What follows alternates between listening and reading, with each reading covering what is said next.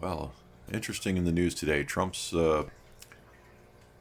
pushing for that 51st state apparently, or at least he's making it look like he is. He's got his poker face on, that's for sure. I honestly think the man just wants a trade deal. He wants he wants a trade deal that would look more like Canada was a 51st state. He wants it. He wants free trade to be free trade, and it hasn't been. Uh, like I said, I've talked about the costs of things up here. Your $500 cell phones will cost us $2,000. Your $200 to $300 FX6 will cost $700-800 up here. That's all. That's all tariffs that the Canadian government has been imposing on its own population when it comes to importing products. So, uh, yeah, yeah, it's they're taking a lot of money from us as the citizens, and quite frankly, um, Canada can't afford to tariff its own citizens and tax us anymore. We're taxed to the hilt. A number of us are literally like skipping meals because it's so bad.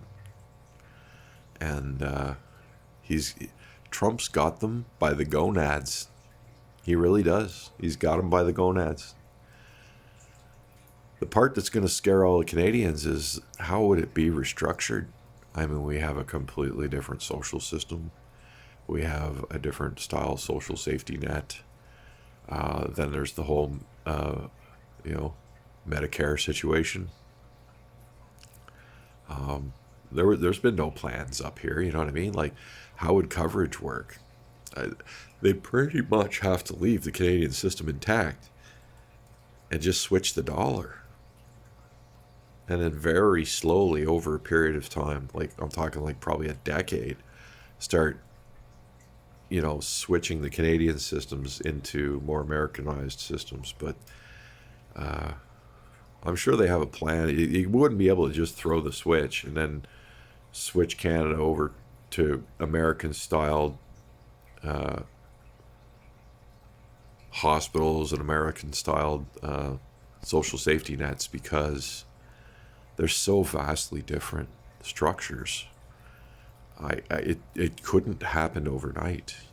The restructuring would be absolutely phenomenal task to do, to make one country the same as the other, so to speak. So I don't know. They would have to start off with. I think it would have to be done in a in a Euro style approach and a European Union style approach, where the countries are independent yet united. Like, I'm sure it's going to have to be modeled in something along that line, because it's and I think it would be wise. It would be wise for the American administration to start talking about what that would look like, because Canadians need reassurance. 80% of us want the current government out, and those were the polls before the tariff talk started. Now that may have dropped down. I haven't even checked. It's probably dropped down several points. We're probably around 68, 69%. The Liberals are gaining leverage over this, and it's because the people don't understand, and it's people don't like change. So if you don't start making this change look less scary,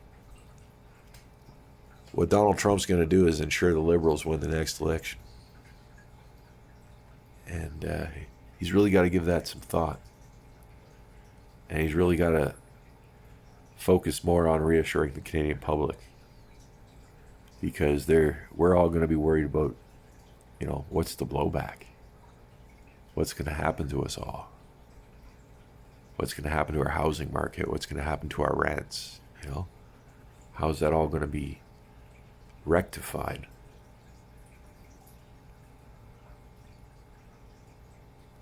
The price of everything would change, and who gets to say what the new price is? It's will it actually be cheaper, or will things just get worse? There's a lot of questions that need to be answered. So if he's going to keep tooting his horn on the 51st state thing, he's really got to start addressing the Canadian people, because our government's just gonna get our public all worked up with misinformation, because we're about to have an election, and they're going to use this. The Liberals are going to use this to try and stay in power. I wouldn't doubt if they even try and go for an Emergencies Act move so that they can delay the election, remain in power, and continue their tyrannical WEF control of our country. So, interesting times indeed. Thanks for watching.